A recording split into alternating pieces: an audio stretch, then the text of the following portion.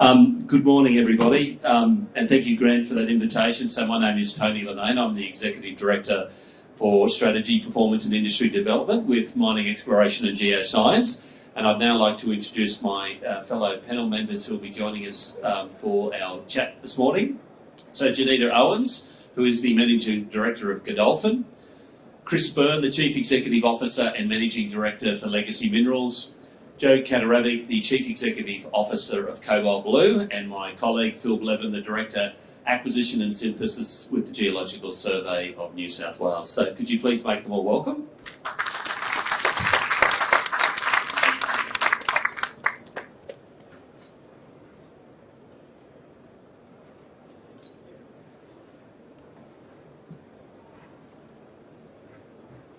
So I think everybody's got a microphone, so that's great. So today we're here to talk about the search for energy transition minerals in New South Wales. And it is with much pleasure that we, as part of MEG, part of the New South Wales Government, have the opportunity to be here today to talk about a very pertinent topic, not only for the New South Wales Government, but for New South Wales and I think more broadly for Australia. The search for energy transition minerals is something that's very much on the focus of everybody right across the country, and I think no doubt about the world. And we're very, very pleased to have, in addition to Phil and myself from the department, three members of the industry who have taken time out of their busy schedules to be with us here today to share their insights and tell some of the stories about what they're doing to contribute to that search for energy minerals. So first of all, what I would like to do is just initially welcome each of the panel members and ask them to give a very short overview of themselves and their projects. So I might start with you, Jeneta, from Godolphin. So would you like to tell us a little bit about what you're up to at this very exciting time? So Jeneta Owens from Godolphin Resources. We are primarily a New South Wales-based explorer. We do have one tenement in Queensland. We're focused on rare earths, copper and gold, and we have been most recently drilling our rare earth project down near Temora, where we put out our maiden resource this year at 94.6 million tonnes, which has been pretty exciting. So I'll leave it there. Yeah, thanks, Jeneta. Thanks, Tony. Chris, I'm the Managing Director and CEO of Legacy Minerals. We're a copper gold focused exploration company in New South Wales with a bit of a polymetallic sort of flavour to a lot of our deposits. We're solely based in New South Wales as well, so I have a package of 7 tenements that we've sort of built up over the last few years in the state. Hi, I'm Phil Blevin. I'm Director of Acquisition and Synthesis at the Geological Survey, and I'm primarily involved with the generation and interpretation and supply of pre-competitive data to explorers and other researchers of New South Wales. Yeah, I'm Kaderavek, the CEO of Cobalt Blue. Good day. We have two projects, one in New South Wales, the Broken Hill Cobalt project. In a nutshell, it's a primary cobalt producer. We'll be making an intermediate product aimed at the battery industry globally, and it's a long life, a very large volume metal producer which gives the globe an alternative to otherwise dominant African sources. The other asset we have is a downstream refinery in Kwinana in the Perth area, which will make that into the battery product. We are due to deliver feasibility on both shortly, and we're in commercial negotiations and finance negotiations. Thank you. Wonderful. So thank you, all of you, for that introduction. So let's get into it. So, first of all, the energy transition, we all know, will need many more significant discovery of resources like copper, cobalt and rare earths.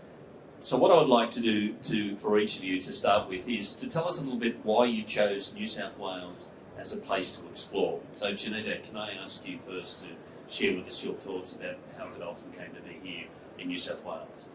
Yeah, sure. Well, I mean, New South Wales has a very rich mining history. It's a place where minerals was first discovered in Australia.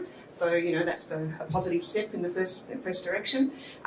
We also have, you know, really world-renowned mining districts. So if you think about Broken Hill, the birthplace of BHP, you know, one of our biggest explorers or biggest mining companies We've got the Cobalt Basin, which has been, it's made mining companies in Australia.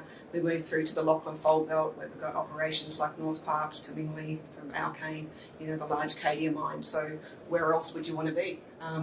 So that's really why Godolphin are in New South Wales. We also have a really supportive government department. So MIG really do provide a really great platform in the MinView, which we use extensively within our organisation. You've got the right rocks, you've got the right people. I think it's a great place to explore.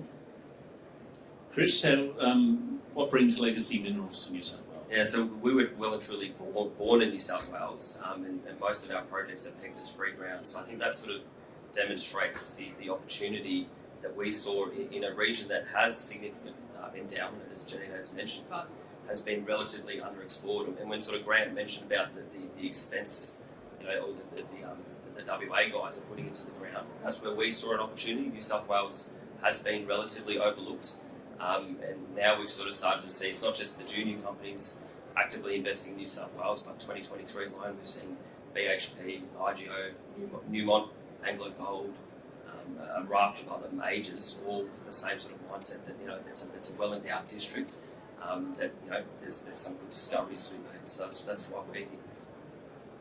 Thanks, Chris. Phil, I won't ask you because I know why you're here in New South Wales exploring, because the New South Wales government wants you to do so.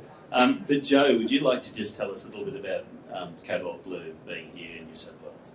Yeah, thank you for the question. Look, the attractiveness of New South Wales for us, and through the lens of being having a development out in Broken Hill, is that all that infrastructure is effectively there.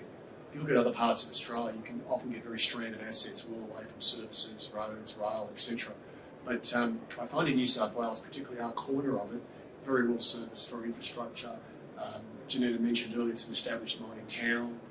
So all of that groundwork's been laid. The government's very supportive, some very strong departmental support in the development, but overall having access to power, which is really important for those involved in refining and value-added processing, having access to rail, to road, and a mining population nearby really makes these projects, as opposed to being an isolated asset, which can often be the case in the rest of Australia. Now, we've just heard a lot of positives about exploring and potentially mining in New South Wales, but we all know that all jurisdictions are different, so it's never the same which part of the country you're in. I'd like to hear a bit about some of the challenges of operating in New South Wales that you've experienced and how these might be overcome. So, Joe, can I start with you? I mean, you just waxed there very lyrically about how great, how positive Broken Hill can be, but there are challenges that every explorer and/or miner will face. So, what are some of those challenges that you've experienced, and how can we think about overcoming those in the future? Yeah, so I'll answer that from a generic perspective, as you asked, which is independent of the state. But I think as a junior wanting to get into development and build into a cash flow portfolio, it's all about surety and funding as you grow. I think governments are very good at the small end in terms of R&D credits, in terms of exploration grants, etc. And then there's this vacuum of support until you're ready effectively for a bankable project. And then there's a lot of support at that level from debt and potentially even from equity from governments. But there's this missing plank or two where those of us who are getting into development, particularly with innovative processing, which is often associated with critical minerals, are left on our own to guide through that and fund. So we've said this to Commonwealth as well as states for a while, that more thought has to be given on how to match that goodwill and that funding for projects all the way through would be one. The other one that we're hitting more recently is alignment of standards. So in New South Wales, as all states, you have a licence to operate standard, and your operating standard under that licence should match global standards in terms of what the vehicle OEMs want, for example, for their critical minerals. So it's just more of an alignment between our licence to operate and how we can then sell that product globally, rather than us having to do that translation for us, which involves consultants and downtime. So I think New South Wales can be proud of its operating history, but but I think we can also work with New South Wales to promote the industry and say that, hey, we're not a third world country, we operate a very high standard of environmental responsibility, and this is what these companies, this is the product behind these companies.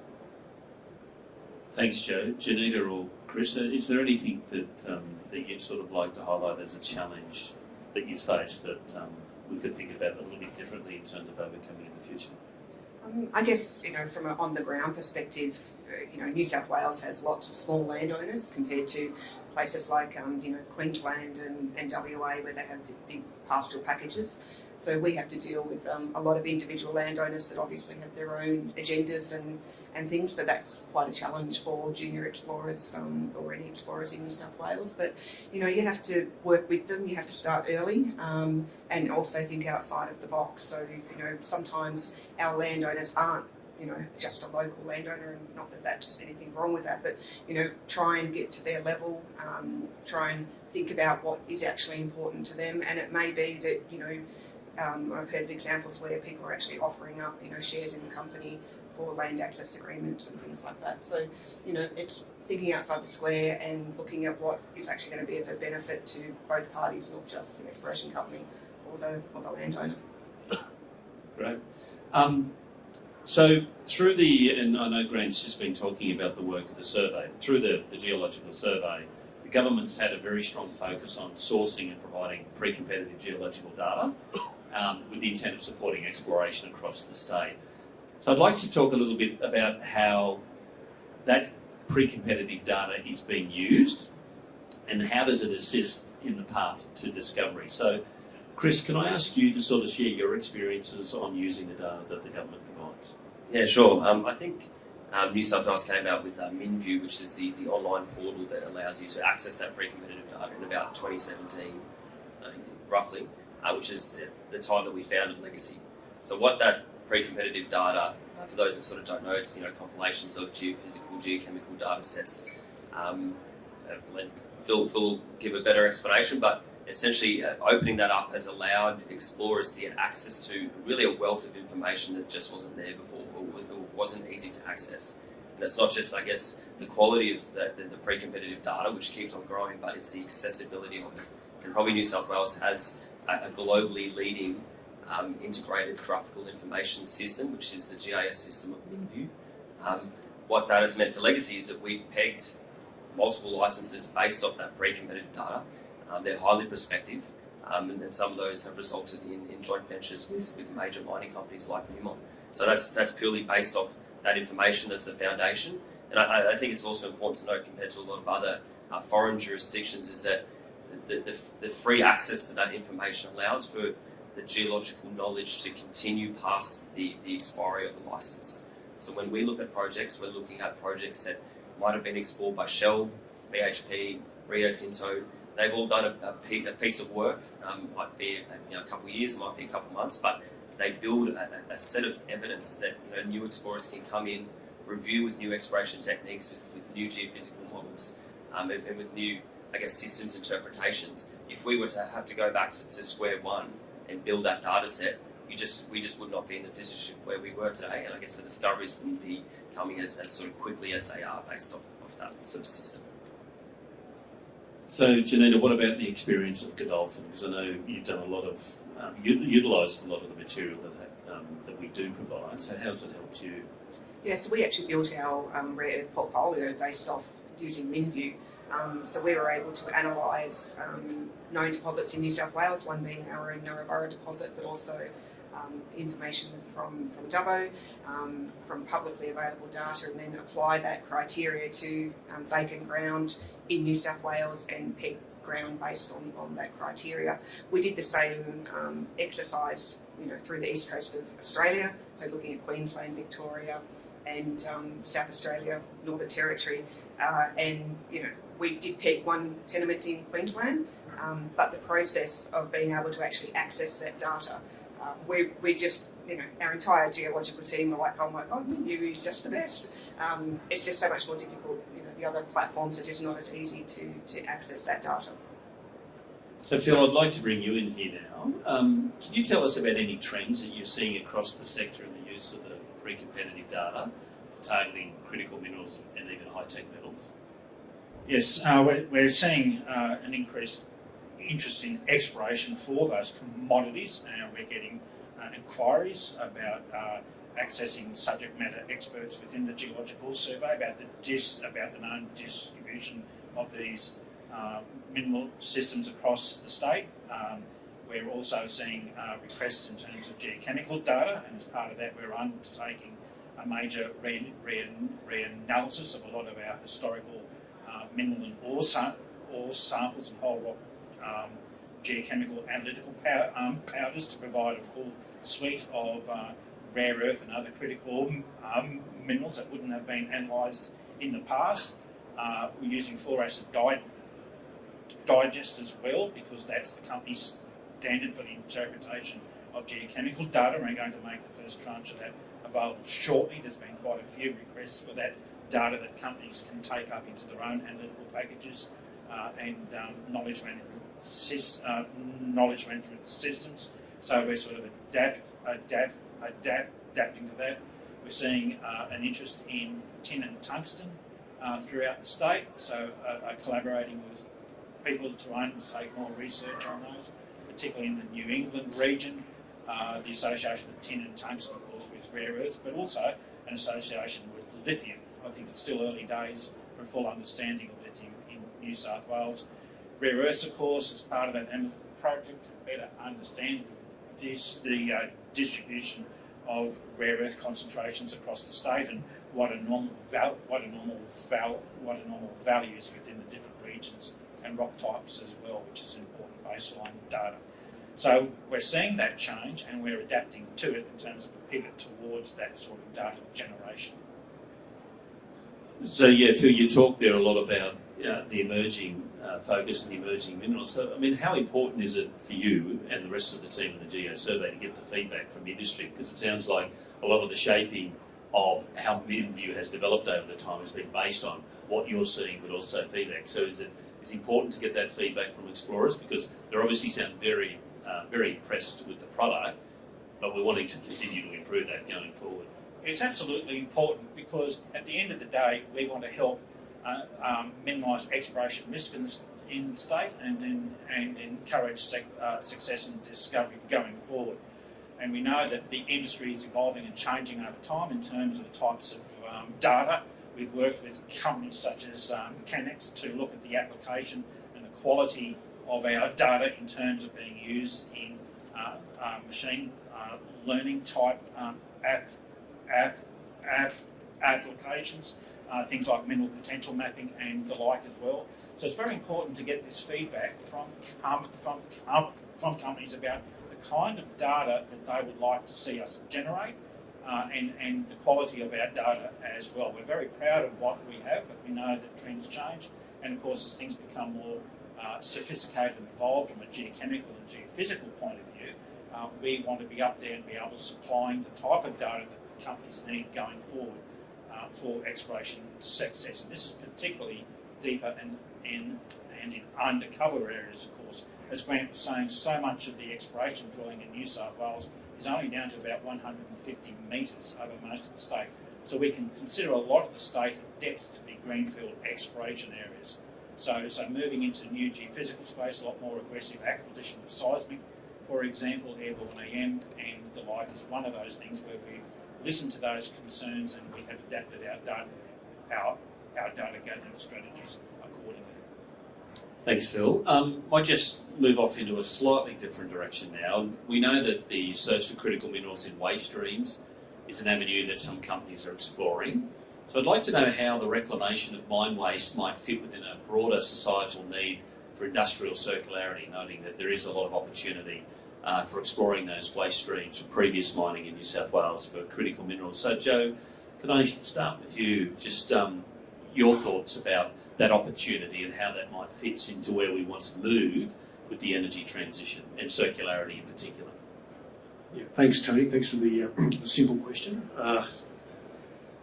Look, what we're seeing at the moment on the ground is that historically critical minerals have been left in those waste streams, largely because there wasn't a market for the likes of cobalt and other metals 20, 30 years ago.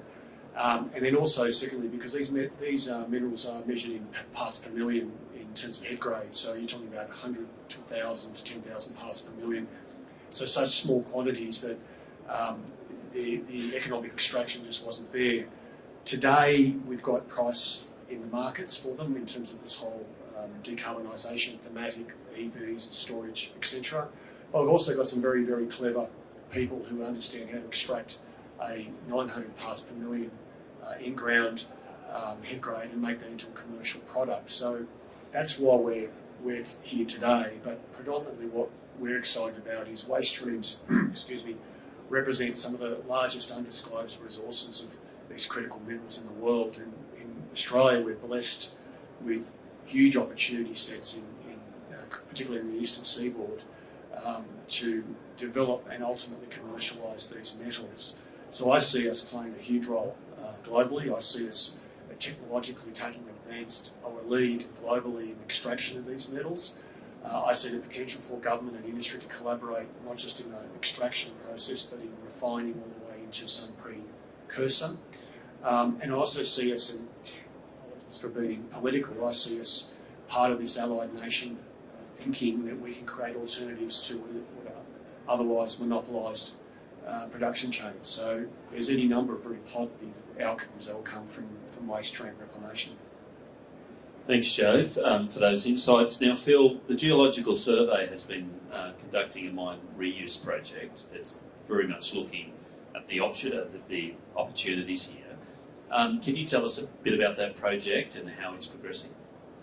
Yes, thanks, Tony. The project itself has been done in conjunction with the Sustainable Mining Institute at University of Queensland as part of Geoscience, Australia's national mine tailings project, and we worked with SMI so that we could have a consistent sampling strategy and analytical program that would match that of the other work that's being done elsewhere across Australia. So far we've sampled 27 sites across New South Wales. That includes tailings from metalliferous mining mines, present and historical, including slags and other wastes as well, but also from some coal mine waste and also fly ash from the power stations as well. So those 27 sites have all been sampled in a very systematic way. We are getting the reports back from SMI at the present time, and those results should be available about the end of this year. But this is quite a comprehensive campaign to provide baseline data to go forward. We know some companies are working on tailings around the state, particularly with the reprocessing of tailings for gold, for example. But we see that this as a potential resource, as already been mentioned, that really should have a very close look at and offers a great amount of downside potential. So we should have that information flowing out around the end of this year. Great, thanks, Phil. I'd now like to talk a little bit about exploration techniques and what new techniques are being used to create target generation in New South Wales. So, Chris, are you able to share with us what Legacy Minerals is doing in terms of new ways for targeting? Yeah, sure. Thanks, Tony. We've got I'll sort of talk about two sort of projects and two sort of different techniques where we're, I guess, utilising improvements or new technologies. One's artificial intelligence. That's a bit a buzzword that's been thrown around a lot, but we are starting to see, AI out in the field doing work and getting tested. So we do have a project that we've got an AI company, San Francisco-based, tech funded, that are drilling a project at the moment in central New South Wales looking for copper nickel sulfides.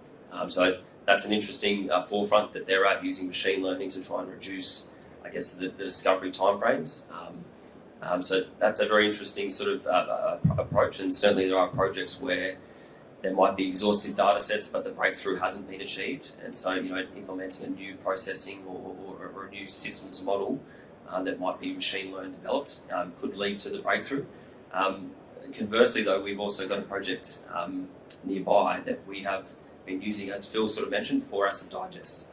So if you were to look at a lot of exploration efforts in the early 1980s, the cost for assays was exorbitant, and the limited number of assays that they did also did not give a very holistic picture of what was happening. So we've got a project where BHP did a lot of sampling, and they would typically sample for lead, zinc, copper, silver and gold, and that was often sparsely done just because of the cost. These days assay costs are a lot cheaper, but what has probably been a huge change is the order of magnitude increase in detection limits. So if you were to talk about a technological change from the 1980s to now, when BHP would sample moly, we can see the resolution of moly in soils 5,000 times better than they can back then. I think silver, the order of magnitude is roughly 1,000. So Mark Arundel talks a lot about this sort of thing, but in terms of as a technological breakthrough, it's not even like comparing horse and cart to race car. It is 5,000 times better. Is a huge improvement. And what those sort of elements are critical for is often the pathfinders. So you might not find the gold or silver or your copper directly in the soils, but you might find mercury, antimony, arsenic lingering nearby that might give you some indication that there's an undercover target at depth or some other sort of critical mineral that you might not be aware of, but now that you're doing a 55 element assay, you actually able to see the whole range of what's happening and identify stuff that just wasn't seen before. Now, Phil mentioned a little bit earlier, and I think he pointed to the fact that Grant had touched on it, that there hasn't been a great deal of exploration in New South Wales at really significant depths. It's largely towards the surface. Chris, I mean, how big an impact will the advancement in the technology and what you've just described there help drive further, deeper exploration? I mean, is it opening up a whole new world of opportunity, do you think? It's interesting because it depends on the deposit type. So and I think this is where New South Wales has a really good mix of explorers. So we look predominantly for deposits that are outcropping at surface. So it's cheap for us to explore, and we can add a lot of value with relatively little money. The deeper undercover stuff, and a good example is Anglo Gold's JV with Inflection. They're pumping $125 million into deep undercover porphyry exploration. The geochemistry at surface is going to provide very little, if any, value to that. But that's where the new improvements in geophysical techniques, deep sensing IP, as well as good pre-competitive data, and there are big improvements in that, advancements in VTEM and other sort of airborne systems that will really help the undercover stuff. So again, it just depends on what you're looking for, the right type of technology, as to what will lead you to that breakthrough. Okay. Jeneta, what is Godolphin doing that's more innovative today than what it was a few years ago to find your targets? Yeah, so I guess just expanding on Chris's point about for acid digest, Godolphin actually with the rare earth projects really had to look at it and go, well, we do 4 acid digest, it's just our regular method, but for a rare earth project that's actually not necessarily the best method. So we still do 4 acid digest, but we also do lithium borate fusion because we know that for rare earth elements that 4 acid doesn't actually represent the heavy rare earths. It actually has a low bias. So for us, we had to do 2 actual assay methods to get the correct results for that particular project. So that understanding that was really important. But it's actually really encouraging. I know that I've sat in with some of these forums before, and probably around 12 months ago, we actually discussed what would be great with the survey to do would be to go back through their extensive samples that they have in storage and do 4 acid digest. So it's great to hear that from Phil that today that they're actually going and doing that, because that's just going to be a game changer for everyone. So being able to have access to that data will actually identify areas that we didn't know before, and that will lead us to be able to then drill deeper. That's a really good segue to the next question I had. You flagged that a year ago Phil was given an idea, or the team was given an idea, and they're acting upon it. So what more could the Geological Survey do to support, not only new exploration techniques, but more modern data analysis now and into the future? So have you thought about something else you might like to get Phil and the rest of the team working on, so they're onto it next year? there's always that's a never-ending question, really, isn't it? So a wish list.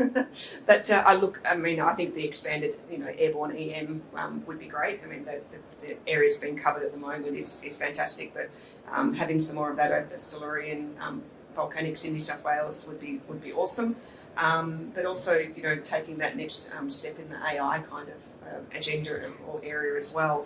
I know we've used the Kenex data packages, and that's helped us focus in on areas that we want to explore. But yeah, taking that to the next level, I think would be really great too. Chris, what's in your wish list to improve exploration techniques from the Geological Survey? Is there anything that you think we could do more of, or pivot to do something different? Yeah, certainly continuing with the prospectivity assessments. We've pegged grounds, 5 minutes after you guys have put out reports on, prospectivity. That was some porphyry stuff. But one of the ones, and it does go back to the soils, is I've heard thrown around soil libraries. We've, across numerous of our projects, we've gone back out and resampled soils that Eucharist might have sampled 30, 40 years ago. So there's a significant labour cost there. We keep all our samples. They're all stored. And if there's a data set that was being built in that sort of sense, like the core library adds a tremendous amount of value as well. Anyway, soil library is something to think about. Joe, any suggestions from you and Cobalt Blue as to what the Geo Survey could focus on that might assist not only your project, but projects in your area, but then right across the state? Yeah, unfortunately I'm not the right person to ask the question of. It's probably something I should defer to our exploration team, but I do know that aerial EM has been very helpful for us in the past, and it creates a signature which I understand is very conducive to pyrite style structures which we're chasing. So that's been very useful for us in the past, but I don't have anything else to add. Thanks. Thank you, Joe. So Phil, based on the comments just in that last question, what do you see in a greenfield space? What do you see as a good opportunity for the Geo Survey in the years ahead, building on some of the discussion we've had here today, particularly around AI, because I think that is one very clear emerging area of focus? Yeah, well, I think a lot of it comes down to ensuring that our data is ready for import into AI type systems, that we are confident with the quality of the data. We're cleaning up a lot of whole rock igneous data at the present time to inform geothermal prospectivity around the state, to have a clean data set that can be sucked up. As Jeneta was saying, the 4 acid digest, we're also doing the samples by lithium as well to ensure complete recovery of resistates and rare earths, but to ensure that the data is of a quality in which that can be drawn into those systems, so anomalies can be properly recognised. Improved geophysics and new and novel geophysical techniques, airborne hyperspectral, which comes back to things like soil geochemistry, and we have work out in the Cobalt basin as part of MinEx to look at soil work and its relationship to the rocks beneath that, and that's something I'm keen to see moved out around the state, because most of the state is actually covered by soil. So there's a whole suite of things that we are planning to move on in that space. Our interaction in terms of the mineral potential mapping was very successful, but we see that as a living thing that will need to be updated and grown at times, and also looking at different methodologies as they come on stream, rainforests and other statistical techniques. So we want to keep ahead of that.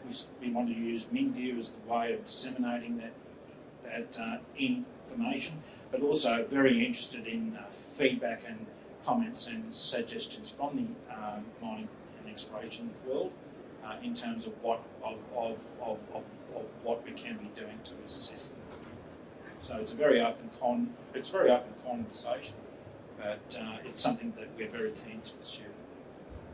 Yeah, great. Thanks, Phil. And I think think some of the opening comments about how useful you have found the information that the government is preparing and providing, and also, the work that the department is doing to support exploration and starting to build, mining operations in the future. It's all part of a really important mix of work to bring an industry along that does take a little bit of time, unlike a lot of other industries. Jeneta, it just doesn't happen overnight. You don't go from a discovery today and in 12 months' time you're pumping stuff out at the end. That's exactly right, and it's not like a wind farm that gets approval in a 12-month period in New South Wales. Mining takes a little bit longer, but no, you're 100% correct. Look, we've heard from our panellists today some really good suggestions from what they'd like to see, particularly in the future for pre-competitive data provision by the government. I might just like to open up to the floor now to see if there's anybody that has any thoughts about what more the New South Wales government could do to support and enable exploration in New South Wales, particularly for critical minerals and high-tech metals, and to be able to bring the industry along. So this is your opportunity. We've got Phil here ready to try and answer a question. So does anybody have any thoughts about what you think New South Wales government could do more to support exploration in New South Wales? And while they're thinking about that, I might just ask Joe, Chris and Jeneta, is there anything else you think that we can do to improve the lot of exploration and mining in New South Wales? Yeah, I'll just make a comment because I didn't probably get to talk about it before, but New South Wales has probably one of the best, permitting application approval systems that we know of. And so from facilitating, or removing barriers to entry, New South Wales is probably one of the best jurisdictions to explore for a junior exploration company. So in terms of having, I think it's very good for a healthy and competitive exploration environment, is that you can have major mining projects that are progressing at the same time, but you're still keeping the door and the system open to the small players to go in and pick projects that the majors might not want to take on initially because of either land access issues or the time to build those sort of relationships in the community. That it does sort of allow a very good tiered, structured environment by having those low barriers. In New South Wales, compared to particularly WA, which is getting increasingly difficult for a lot of that exploration that's occurring there, coupled with increasingly challenging cultural heritage issues arising out of many of the sort of exploration stories out there. I think that's where New South Wales has done a great job at that early stage. As Jeneta sort of alluded to, once you start to get to the pointy end of the mine approval and the IPCs, that's certainly something that's always a bit tricky. But yeah, certainly from an exploration facilitation, getting on the ground and removing those barriers, New South Wales does that very well. Thanks, Chris. I guess on that point about moving through to then getting a project approved, I think it's well acknowledged that the approvals framework in New South Wales sets a reasonably high bar. And I think that's something that's acknowledged here in New South Wales and across the country. But what it does do is it sort of can help send a message to people that if you get a project approved in New South Wales, you are setting high standards and meeting them yourselves. And I guess, Joe, you're sort of at the more advanced level compared to a lot of the exploration companies. And there are very high standards being set right across the globe. And I know from an investment perspective, investors are looking at projects that are going to meet high standards, and Australia prides itself as being a high standard jurisdiction. What do you think governments, you did talk about earlier about state and federal working together, what do you think state and federal governments need to be doing to help support those more advanced projects progress and particularly bring in support through finance? Yeah, thank you for the question. We have two ideas we're currently in discussions with both Commonwealth and New South Wales. One is very simplistic, is a Made in Australia badge. You're familiar with the kangaroo and the triangle. Well, when it's critical materials producers, we're shipping to markets that have very high sustainability standards. In Europe, there's a standard called IRMA, and that's a very high standard adopted by the vehicle manufacturers, and it tackles all of the areas of your operation. So I touched on it earlier, but the ability for, the Commonwealth to be the conduit, but the states to work with the Commonwealth to say, well, by virtue of the licence to operate in New South Wales, you meet the 50 and the 60. and stand behind that would be very helpful to make those initial commercial contacts. Very, very helpful. Otherwise, miners are left on their own devices to create an awareness of their project and then try and fill in these individual sustainable standards, which are the realm of consultants and high fees, in order to even have a meeting with a Mercedes or a VW. So I think there's a lot to promote in terms of the standard of mining in New South Wales, and there's more work to be done about promoting that as a tag that every tonne of cobalt or rare earths made in this country has this standard attached with it. Of course, you can then take it a step further and badge ESG and CO2. So every mineral that's shipped has provenance and all those other areas. The final point I'll make, it's a very complex one, is really about standing behind projects and funding, not necessarily money itself, but the ability for governments to stand behind a project and say, look, this project is significant to us, and we are currently either in investigation to back it, or we'll be backing it at some stage. And backing it doesn't necessarily mean dollars, it could mean completion covers and other instruments, but that will also be very helpful for the government to actually stand between us and the market and say, this is a project that has our blessing, and we're willing to work with it to get into development. Wonderful. Thanks, Joe.